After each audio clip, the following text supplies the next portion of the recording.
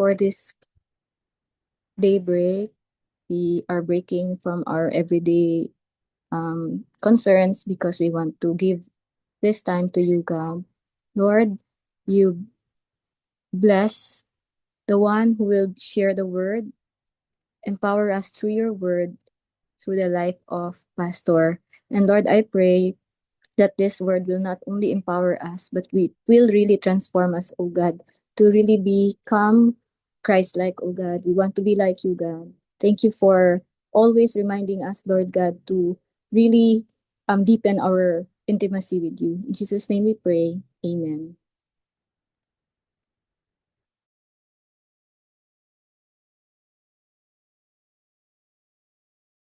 Amen and amen.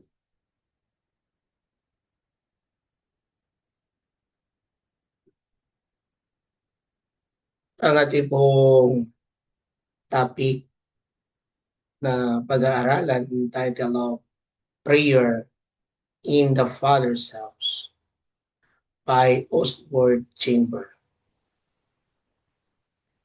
As at Bible verse na ating pong babasahin ay ating pong mababasa sa Ebanghelyo ayon kay San Lucas, Kabanatang 2 sa talatang 46 at 49. Luke chapter 2 verse 46 and 49. After 3 days, they found him in the temple courts, sitting among the teachers, listening to them and asking them questions. Why are you searching for me? He asked. Didn't you know I had to be in my Father's house?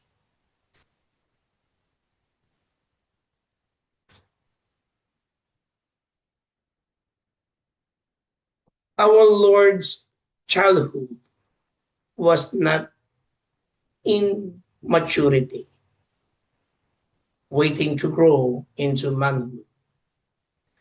His childhood is an act or is an internal act.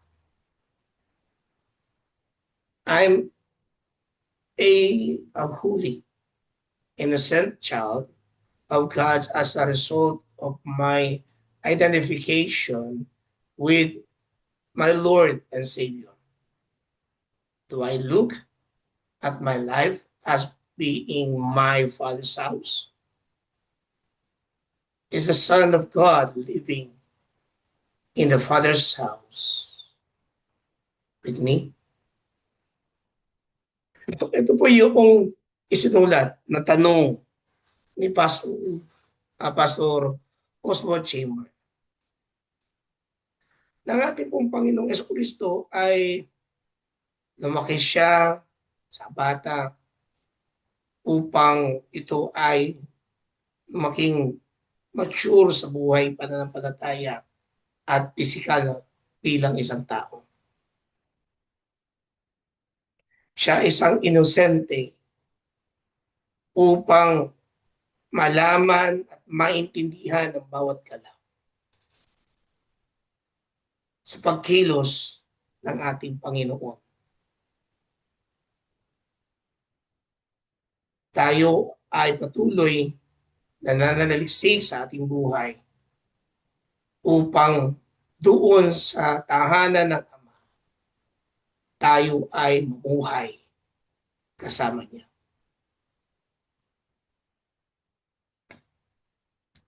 The only abiding reality in God Himself and His order to comes to me moment by moment. Am I continually in touch with a reality of God?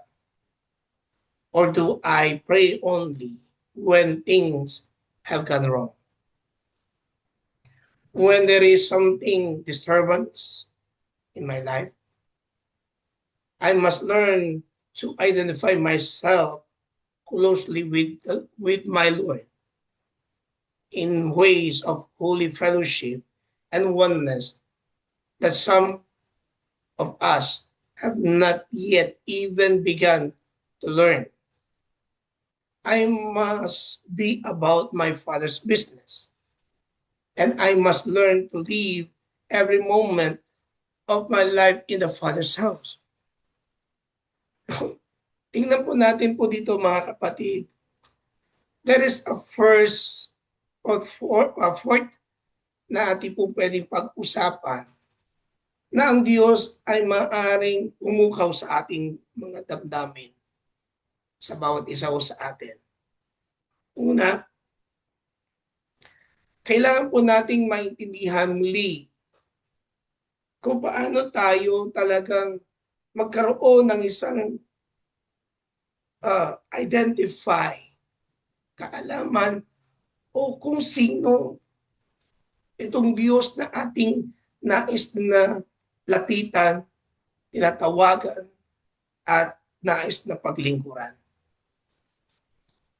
Hindi lamang sa tuwing tayo ay mayroong mga problema o mga istorbong nangyayari sa ating pamumuhay.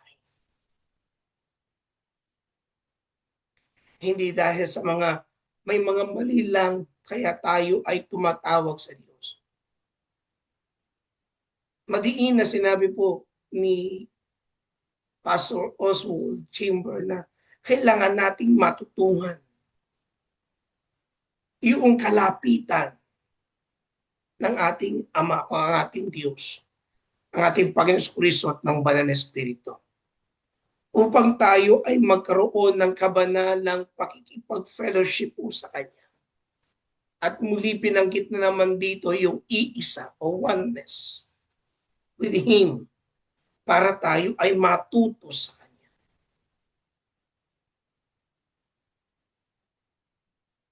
We do not pray only that asking something to God, that we expect that He will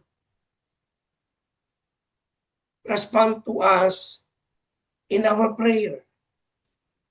But God wants us also to know Him more.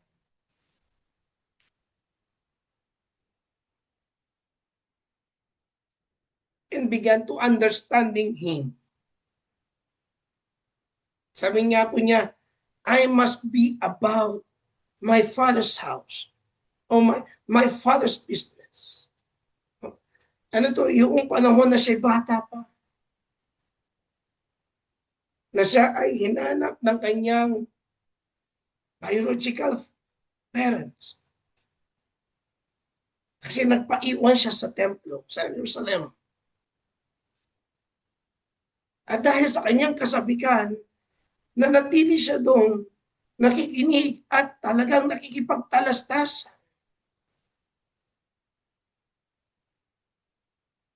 sa mga eskriba at mga pariseo o sa mga marurunong. Dahil gusto niyang malaman ang Ama, ang Diyos.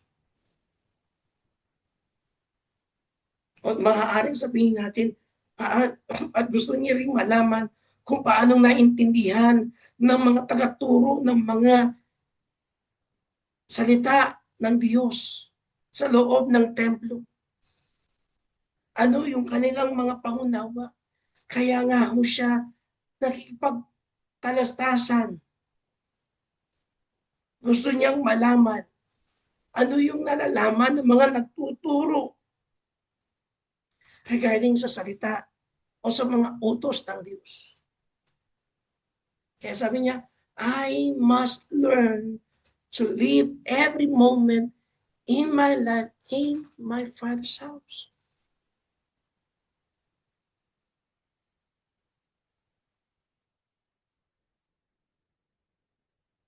How about us? Paano tayo? Nang tayo ay naging unang Krisyano, tayo ay nananalangin. Pero yung konsepto na maging malapit ka sa Panginoon, maging malapit ka sa Banal na Espiritu, maging malapit ka sa Ama.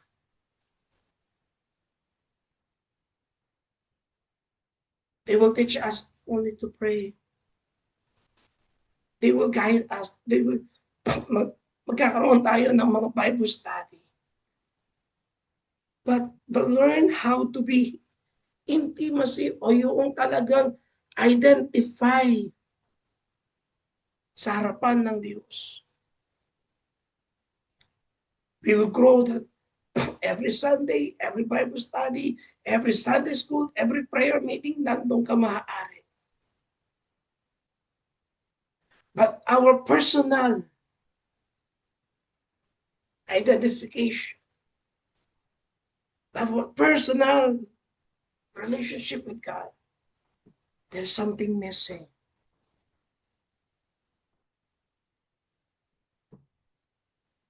But God wants to be one in you, having fellowship with you, having fellowship with me. Think about your own circumstances. Are you so closely identified with the Lord's life that you are simply as a child of God? Continually talking to Him and realizing that everything comes from His hand? It is the eternal child in you living in His Father's house. It is the grace of His ministering life being worked out through you in your home, your business, in your circles of friends.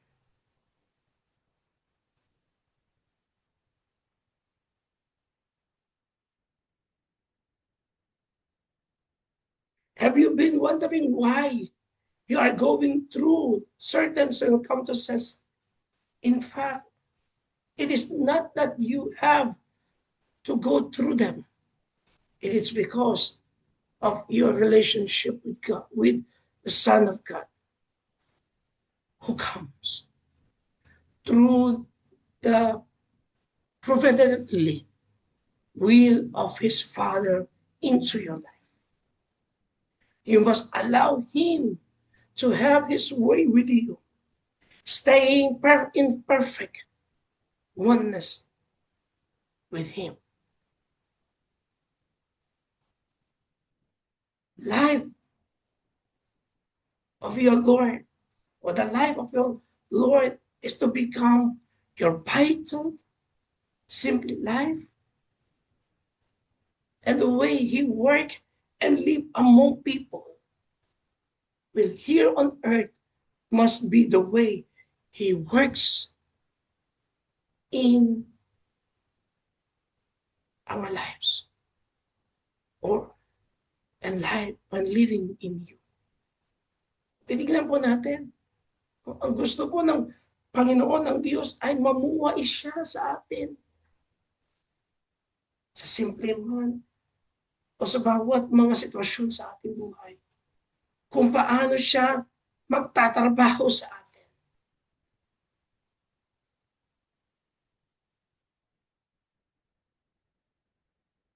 Yun ang gusto ng ating Diyos.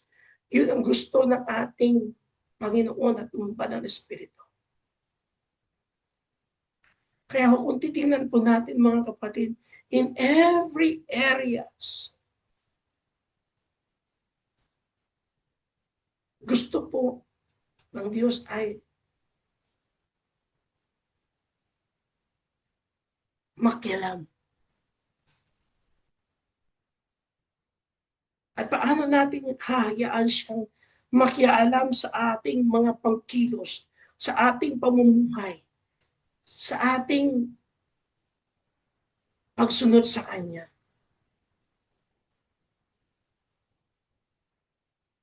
Kasi when we are one in God, one in God, He wants to be one in our family, in ourselves, in our friends, in your business, in your works. Every moment, gusto ng Diyos kasama ka. Gusto ng Diyos maging kaisa siya sa atin. And how about us?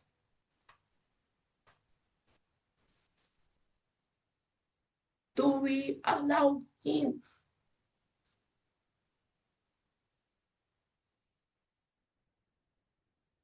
that in every circumstances in our life, we allow the Holy Spirit, Jesus, and our Father to be one in our life?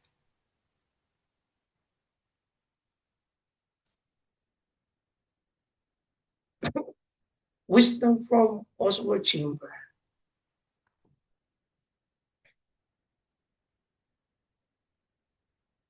To live a life alone with God does not mean that we live apart from everyone else. The connection between godly men and women and those associated with them is continually revealed in the Bible. Example, in 1 Timothy chapter 4, verse 10. Ano po ang sinasabi po ng Biblia ayon sa unang Timoteo, kabanatang 4 sa talatang 10. Ganito po ang ating mababasa.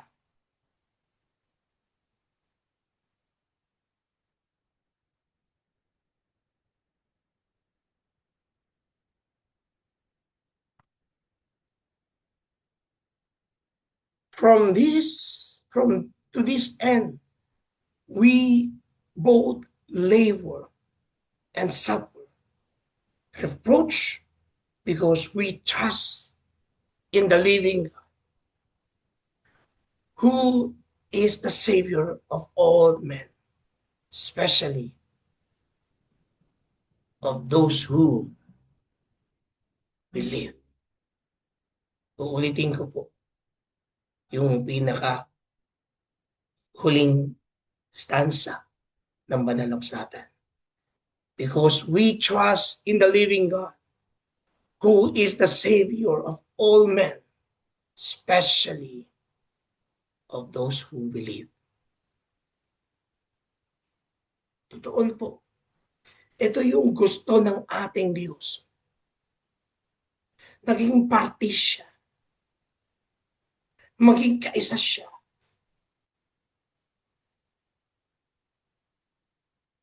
Sa ating pamumuhay. Sa isip, sa puso, salita, at sa gawa. He want to be one. Sa bawat mga mananampalataya. Every Christians.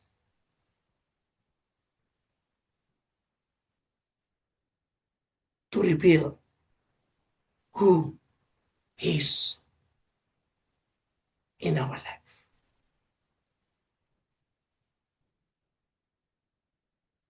Truly, may God speak to us in the prayer of our Father's house. To be in one in God, in the Spirit and the truth. In mind, in heart, in soul, and mouth, that we speak, and in our action.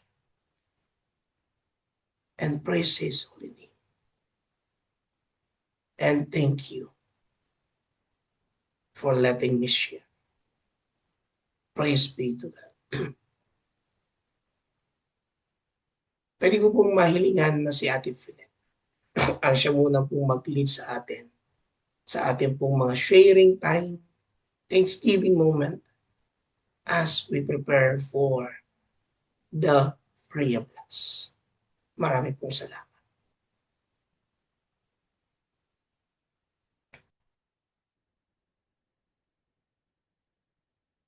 Amen, amen. Praise be to God. Minsan pa po tayo to ay napaalalahanan ng mga bagay-bagay, Lord, mga kapatid na napakahalaga. 'Di ba? At praise to God na meron po tayong ganitong platform. Every day we come para po yung ano man po yung mga napag-aaralan natin, mga natututunan natin, yung mga na-i-reveal sa atin ng ating Panginoon ay yung naipapaalala po sa atin kasi kung minsan po ay sa ayaw man natin at sa gusto ay sa sobrang madaming kaabalahan natin sa araw-araw kung minsan ay nakakaligtaan din natin. And so, uh, tunay nga na napakabuti ng Panginoon for giving us this gathering at sa araw-araw tayo po ay napupuno ng kanyang mga mensahe at mga nakikita natin, nalalaman natin at mas higit nating nauunawaan ang kanyang yung kanyang kalooban, yung kanyang naisin para sa buhay ng bawat isa sa atin. So sa araw pong ito, sa umagang ito, minsan pa tayo ay nakatanggap ng mabiyayang ah, reminder at yung teaching sa atin. So, meron po ba tayong mga nais ibahagi mga kapatid as a reflection dito po sa atin pong narinig at kung meron pong mga nagrema o samang salita ng Panginoon sa atin, kung meron pong mga nag-strike sa atin, ah, meron po ba tayong mga nais ibahagi bilang reflection o sharing po? This is the time. Ako You po, can just, yan, sige po, go ahead, attorney. Thank you po. ano po, yung I must be in my father's house. Bale, grabe po talaga yung rema sa akin nun. Kasi ako as a lawyer, okay naman po talaga yung life ko. Pero iba talaga pag tinawag ka ng Panginoon na may mas magandang pagtutuunan pa ng pansin. It's the Father's business. Yun pong shinare ni Pastor Rory na gusto ng Panginoon o ng ating Ama na kung ano yung business niya ay yun doon tayo magtuon ng pansin kasi ito yung makakatulong pa sa atin. So, I've really been reflecting on how God wanted me to pursue a higher calling than being a lawyer. So, yun po, grabe po ang pasalamat ko dahil tinawag niya ako at grabe din po ang kaba kasi alam kong hindi masayang tunay ang buhay ng Kristiyano. Meron din pong mga tatahaking mga trials. But I know if God is with me and this is the Father's business nga, so walang lugi po dito. Kasi alam natin, yung Father natin ang business owner. Yun lang Amen. po. Yun lang po. Amen, amen. Naku, totoong-totoo po yan, Attorney Cheryl. And so, thank you po for sharing. Dahil hindi lamang I believe, bawat isa po sa atin, iba-iba po yung ating mga pinagdadaanan, iba-iba po yung ating mga nararanasan. And but praise God that we have one and only God na kung tayo po ay tunay na, yun na nga po yung nabanggit ni Pastor Rory kanina, yung intimacy ng relationship natin sa Kanya, yung ating pong response sa mga sitwasyon na ganito ay nagkakaisa po tayo eh. Kasi kung ano po yung nais ng ating Ama, yun po yung ating ginagawa. Kaya maraming salamat po that katulad nga po yung sa wisdom kanina, yung wisdom na ni Oswald nakalagay na, being with people who love the Lord, 'di ba? Godly people, godly men and women, na talagang doon po tayo, 'di ba sa Bible sabi din, iron strikes iron, hindi ba? Yung pagsasama-sama at pagpapanalanginan, pagpapalakasan ng mga anak ng Diyos. So, napakapalad po natin ang ating Ama ang gumawa ng paraan at gumagawa ng paraan upang ito ay maging makasanayan natin at ito po yung talagang buhay natin na ngayon bilang mga anak ng Diyos. So, praise be to God. Ayan pala, the connection, ayan no, the connection between godly men and women, yon, and those associated is continually revealed. So, praise be to God. Meron pa po bang nais pong magbahagi at meron pa po tayong nalalabing siguro mga isang person pa, isang sharing pa po. Ako, Sister Ayun. Kenneth. Go ahead po, Kuya Virgil. Unang-una po, nagpapasalamat ako sa Panginoon Diyos. Sama-sama na naman tayo ngayong araw na to. Kamukha po nung sinabi nyo, godly men and women were working all along in praising God. Totoo po yun. Ito po, maikli lang po ito, sasabihin ko ang totoo.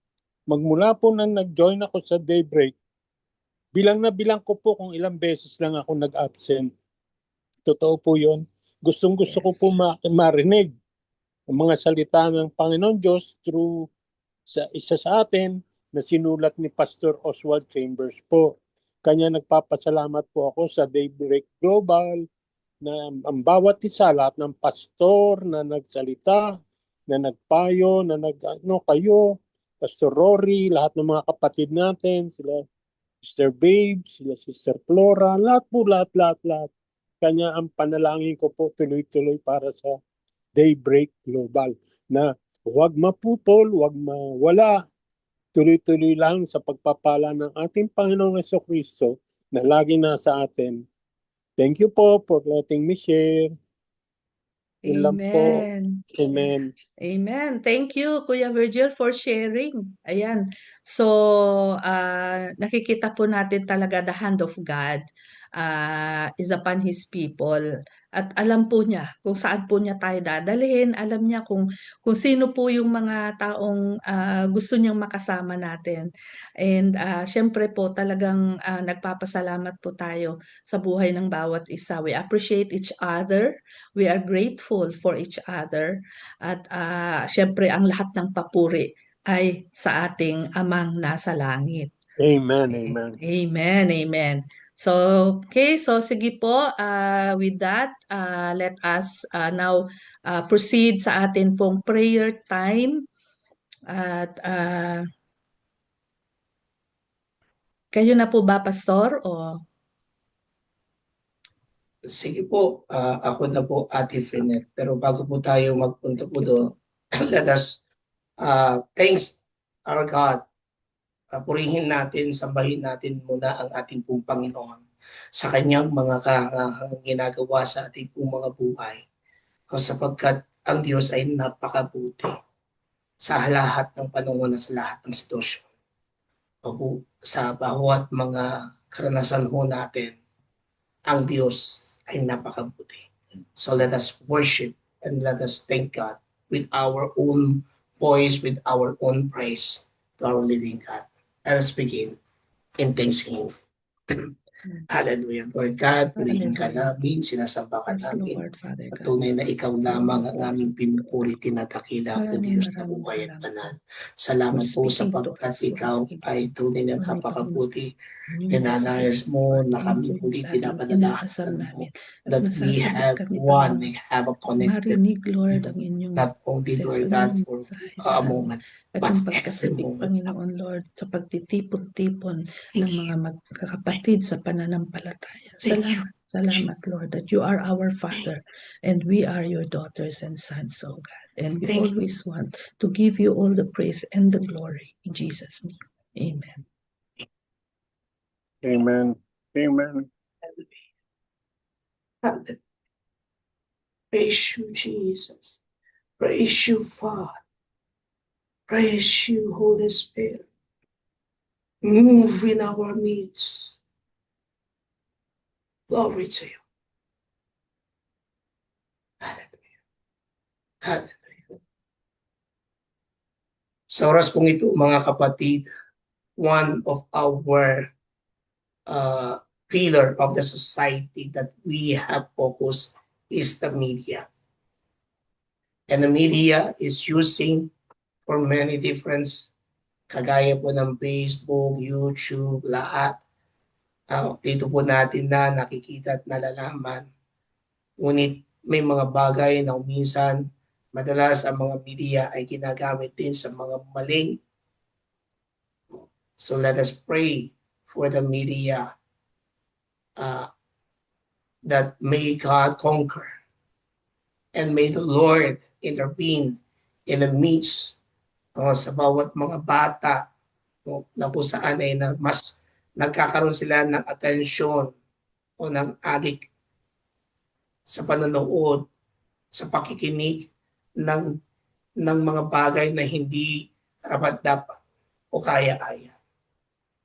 Sa pamamagitan ng mga media, maraming mga taong nalilihis ang kanilang mga atensyon. So in this moment, for 1 minute, let us pray. And I will ask for Sister Babes to lead us after this 1 minute. Let us begin and let us all unmute. Hallelujah. Father, we thank you, O God, Lord, that the platform, Panginoon, for media, Panginoon, na tunay ito ay nagagamit din, Lord, upang kami, Panginoon, ay nakakaganap ng mga bagay na nais niyo pong gawin namin. Bilang pagpapatuloy, Lord, sa gawain na inumpisahan mo po dito sa lupa. Maraming salamat, O God, Lord, na ito rin ay nagagamit namin, O God, upang maibahagi, O God, sa iba. Yung mga salita, yung aming mga karanasan, mga testimonies namin, Lord, na sa pamamagitan po ng media, O God, social media, ay naaabot namin, O God, kahit na yung mga taong hindi namin palaging nakikita, mga kaibigan, mga kakilala, mga kamag-anak na nasa iba't ibang lugar, O God. Salamat, O God, na sa technology, because of modern technology, Lord, at nagiging mabilis at madali, Panginoon, para sa amin na gampanan, Panginoon, Lord, yung bilin mo sa amin, Lord, to be witnesses, Panginoon, Lord, to go and tell the world, to make disciples, Lord, and share the gospel to others. Salamat, Lord, and may we pray, Panginoon, ang leading ng Holy Spirit, Panginoon, ang laging suksa sa amin upang mapanatili namin, Panginoon, Lord, ang mabuting pakikipag-ugnayan, Panginoon. At yung paggamit namin sa social media, O God, Lord, tulungan mo po kami, Holy Spirit, na maging disiplinado kami, O God, maging mapagbantay at maging alerto kami, Panginoon, maging maingat, O God, sa paggamit namin sa tamang pamamaraan, O God, at yun din po ay yun ang pinapanalangin namin na gawin din, Lord, ng ibang mga tao, Lord, upang tanging ang inyong kalooban lamang, Lord, ang siyang maitataas at mangingibabaw at mangyayari sa buhay ng inyong mga anak. Salamat, O God, in Jesus' name. Amen. Hallelujah, Lord. Jesus. Lord, as we seek your guidance for the media use, we request for the strength to resist harmful influences, Lord God, and promoting a positive online presence. Lord, asking for discernment in what is viewed, especially for the children nowadays, Lord. Seeking for authenticity, maraming mga false, yung mga fake news na kumakalat, oh Lord God. So Lord, praying for this opportunity na ma-share nila ang God's love online, Lord God. And so as we are praying for discernment and wisdom, also help us to have the ability to discern truth from the falsehood, oh Lord God. to avoid harmful content, to use social media in a way that honors you, Lord, and also for authenticity, we pray for the grace to be genuine and authentic online. Lord, it should be reflecting your love and character in all interactions and posts. Also, Lord, we're praying for the strength to resist excessive use and to set healthy boundaries for time spent on social media, Lord God. And as this for the for to have a positive influence, to be a positive influence to encourage others and to share the message of God, your message of love through social media, Lord. So, Lord, help us, give us the protection from negativity, harmful influences, and the potential for addiction or misuse of social media. So, Lord, as we have this renewed mind, help us to focus on you only, in your word, rather than being consumed by the distractions of social media. So, Lord, praying this struggles na sa social media, this is also a way of for us Christian to communicate, to worship you, to give praise to you. And as an example, nandito kami sa platform ng Zoom, having this everyday life, everyday time to have you, to feel your presence. And we thank you for this opportunity na meron kaming media, meron kaming connection na nagagamit to serve you only. So Lord, we thank you. We thank you that we have this freedom and we have this creation, we have this uh we have this time na nabibigay namin, nababalik namin sa inyo ang papuri at napapasalamat namin sa lahat ng oras na binibigay nyo at ginagawa nyo sa buhay namin. So Lord, use the influence to uplift and inspire and unify in everything we do, in everything in everything na kailangan namin gawin, Panginoon. Let us offer everything in your mighty name. And this I pray in the mighty name of Jesus. Amen. Amen and amen. Maraming salamat kapatid na babes. And we continue to pray for the nation and the government. Especially sa bawat sitwasyon po, sa bawat mundo ngayon, sa bawat bansa, kung saan man tayo, kinabibilang. Dito po sa Valencia, umulan po ng yelo, pero nagkaroon po ng baha. Sa Valencia, parte po ng Espanya. But praise be to God, dito po sa aming lugar, yung init, no? Talagang damang-dama mo yung init kahit na sa ganito pong oras. But let us continue to pray that the Lord may intervene and cover every one of us. So sa oras pong ito, panalangin po natin ang Israel, doon sa Gaza, sa grupo ng mga Hamas, ang Iran, ang Palestine, at ang Lebanon, ang Ukraine at ang Russia, ang Pilipinas sa kalagayan po niya sa mga bawat mga sa politics stability, sa being may mga namumuno sa Pilipinas, yung pansarili ang kanilang inuuna, yung kanilang mga plataforma ay nagiging hindi na yung para sa bayan kung hindi personal na. Ipag-pray din natin yung ginagawa ng China sa bawat mga ASEAN sa grupo ng ASEAN. Let us continue to pray for the India and Pakistan, yung Cambodia, Thailand, Africa. That is Africa, that po natin, that is more that they are being separated from the poor and poorest to the person or to the leaders that who are being rich. Yung US at ang Canada at ang Australia. So sa oras pong ito, kapatid, Ang sabi po ng banal na kasulatan, for the dominion belongs to the Lord, and He rules over the nation. In Psalms 22:28. And let's all unmute and let us begin to pray. Our most gracious Heavenly Father, we lift up our government and nations, O Lord, that thou will initiate a peace that passes all understanding through you, O Lord.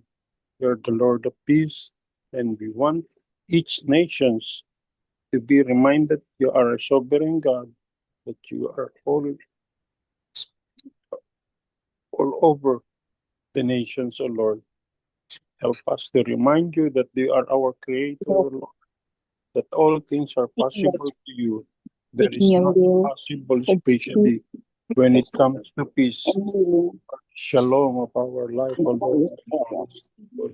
Aim Help for us to to be end the conflict and mindful violence of your presence in our nations, in our affected by lives, O natural Lord, that disasters. you will always be with Leaders us. guided by your wisdom and Your compassion. wisdom, your The discernment, spread and of the gospel and the understanding of protection of leaders provision for those must in need. prevail, O Lord. In Jesus' Let name, I peace pray. prevail in each countries that we are praying, O Lord.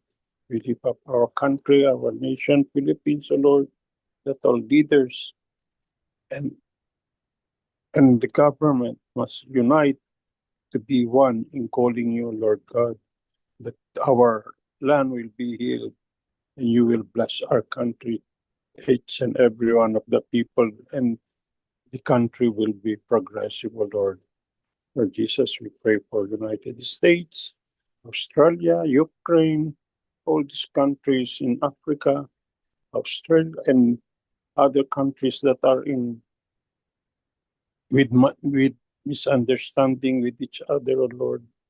Let peace prevail, O Lord. Let your peace be upon them. Uphold your peace, that it will be passed through every country that we have, O Lord.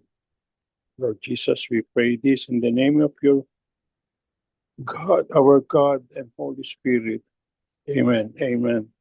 Amen and amen. Next po, pwede ko pong mahiligan po dito na manalangin. Ate Fernet, can you lead us for the prayer for the church and ministry? Maraming pong salamat.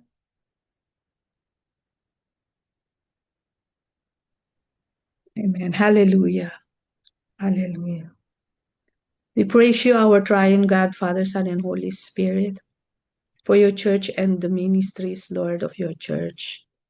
Tunay nga, Panginoon, na wala po kaming ibang tinatakbuhan at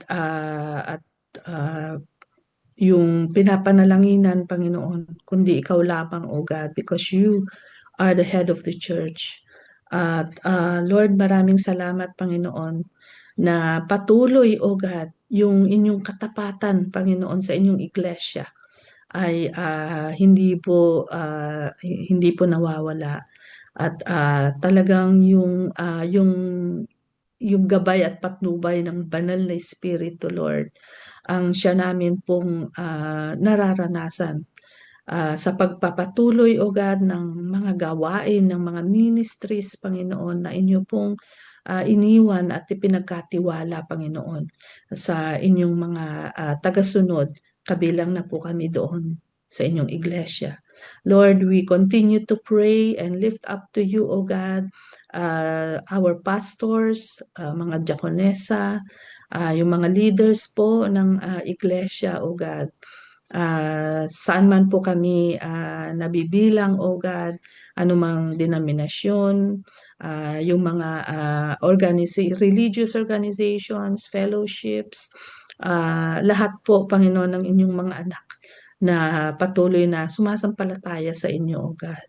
At ganun din, Panginoon, ang kabuuan, O God, ng inyong iglesia, the body of Christ. Lord, napakadami pong mga gawain. Tulad nga po ng sabi sa inyong mga salita, Lord, the field, the harvest is plenty and it's ready. The field is ready for harvest.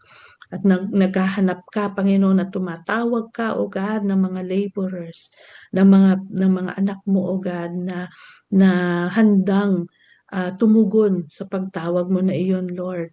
To go, Panginoon, to go and bear witness, O God, bilang ikaw ang Diyos na amin pong pinaglilingkuran. Lord, these are challenging times. There's a lot of opportunities, Panginoon, to share the gospel so that people may know that there is a God. There is a God who loves them. There is a God who is willing to forgive and even forget. There is a God who is willing to give second chances, even third chances, all the chances that we need upang kami, Panginoon, ay tunay na lumapit sa inyo at magkaroon ng isang buhay na kasiya-siya, ganap at lubos sa pamamagitan ng aming Panginoong Jesus. And so Lord, yung inyong banal na espiritu ang patuloy, Panginoon, na manguna sa mga anak mo at habang ipinagpapatuloy po namin yung mga gawain na tulad nito, ang Daybreak Global, International, yung marami pang mga gawain, Panginoon Lord, na nais nyo pong ipagawa sa amin. Sa inyo lamang po kami nagtitiwala. Sa inyo lamang namin inilalagak, Panginoon Lord, ang kinabukasan at ang kasalukuyan, Lord. Maraming salamat because we know you are a God who keeps your promise. When you said you will never leave us, you will never forsake us, and you will never fail us, gagawin mo yun, Lord. Kahit kung minsan, Panginoon, meron po kaming mga pag-aalinlangan. Subalit, salamat, Panginoon, that you are a faithful God. At hindi nyo po kami talagang binibigo sa lahat, Panginoon, ng mga bagay, Panginoon, na nais nyo pong ipagawa sa amin. Kaya tulungan nyo kami, Panginoon, na sumunod. Basta't sumunod lang kami, Panginoon, at ibibigay nyo po sa amin ang inyo pong patnubay at gabay, yung direksyon na nais nyo pong daanan namin at patunguhan namin bilang inyong iglesia. So Lord, we give you all the praise and we give you all the glory. In Jesus' name we pray. Amen. Amen and amen. Let us continue to pray for our brothers and sisters in Christ who are sick. And the Lord said in his word, worship the Lord your God, and his blessing will be on your food and water. I will take away sickness from among you. So let us all unmute and let us declare for healing for brothers and sisters in Christ.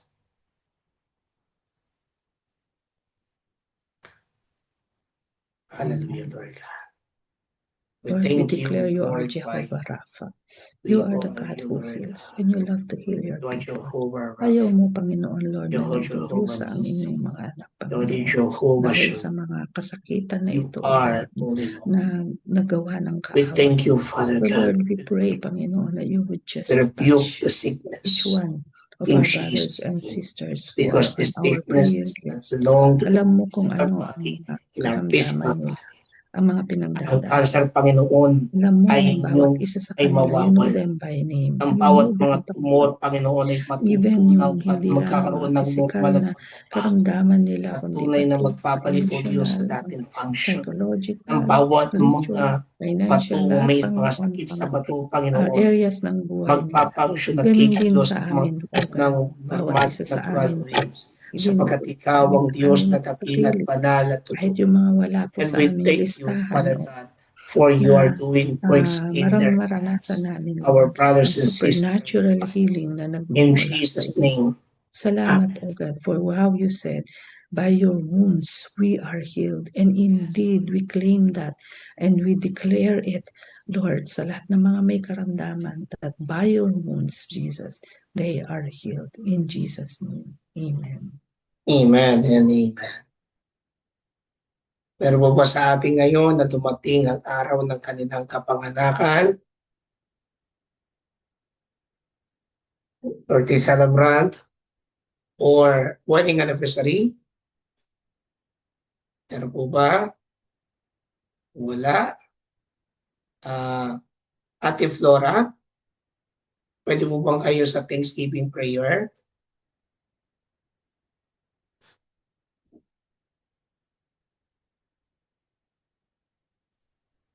Pwede po, Pastor. Sige po, salamat po.